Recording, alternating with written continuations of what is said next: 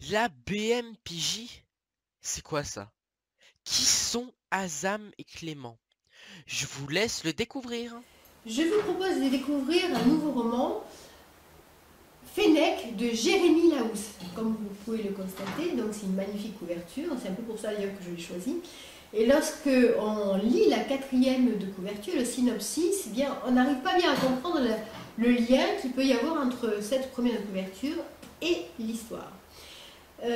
Du coup, le lecteur est un petit peu perplexe, se demande ce qu'il va découvrir. C'est déjà une petite originalité. Et se demande quel lien il peut y avoir. Est-ce que le mot Fennec peut avoir un autre sens que celui de désigner un petit renard des sables? Donc Jérémy Laous nous propose en fait une histoire de vengeance, ici, une histoire de trahison. Fennec est rempli de violence, de haine, de calcul. Et en fait, c'est le lot de tout acte terroriste. Azam en a été victime lorsqu'il était adolescent. Et il va alors tout mettre en œuvre pour comprendre ce qui s'est passé, pour retrouver les responsables jusqu'à y perdre un peu de son âme. Enfin presque, parce que ce personnage, en fait, au-delà de sa solidité, il a, on va dire, il a la tête sur les épaules. Il sait jusqu'où il veut aller.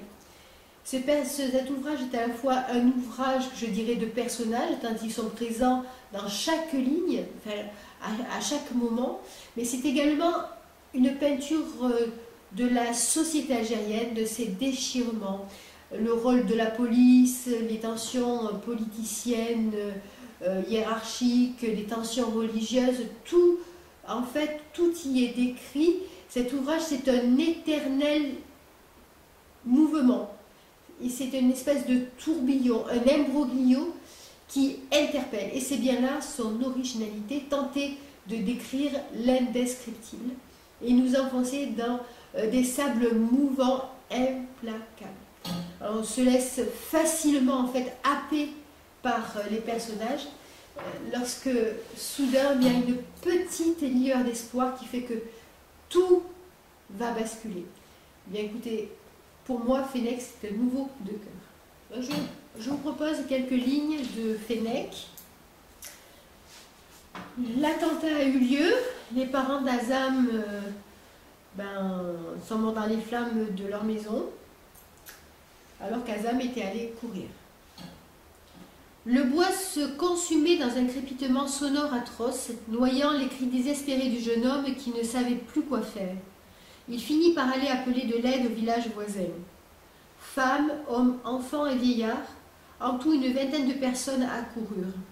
Certains hurlitaient de prendre des vasques d'eau. Le visage en larmes, Azam se roula dans la neige.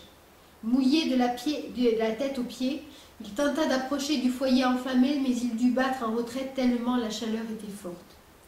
Autour de lui, tous balançaient de l'eau ou de la neige, si bien que la fumée emplit l'air de son manteau suffocant. Ce n'est pas possible, je vais me réveiller. Ma maison ne peut pas brûler. Le jeune homme zigzaguait dans tous les sens, sans savoir que faire. Papa, maman, qu'est-ce qui s'est passé? Répondez! Ça doit être le petit Khaled qui a joué avec le briquet. J'en parlerai à ses parents, il passera un sale quart d'heure. Ça, c'est sûr. C'est qui Khaled? Fit une petite voix.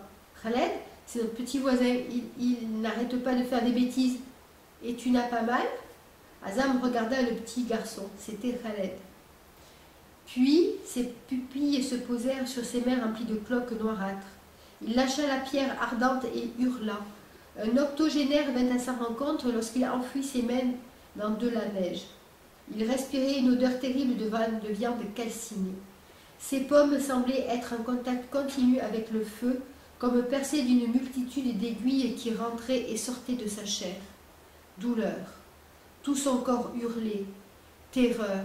Sa maison partait en fumée. Malheur. Je fais le pire des cauchemars et je vais bientôt me réveiller.